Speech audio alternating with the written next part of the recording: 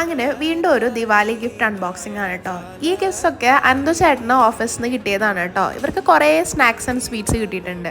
അപ്പോൾ first box unbox ചെയ്യുമ്പോൾ അതിലിതുപോലെ starting with snacks ഒരു ലൈറ്റ് ചീവട എന്ന് പറഞ്ഞൊരു സാധനം ഉണ്ടായിരുന്നു. പിന്നെ ഡ്രൈ ഫ്രൂട്ട് മിക്സ്ചർ ഉണ്ടായിരുന്നു. പിന്നെ ഗോൾ കച്ചോരി ഉണ്ടായിരുന്നു.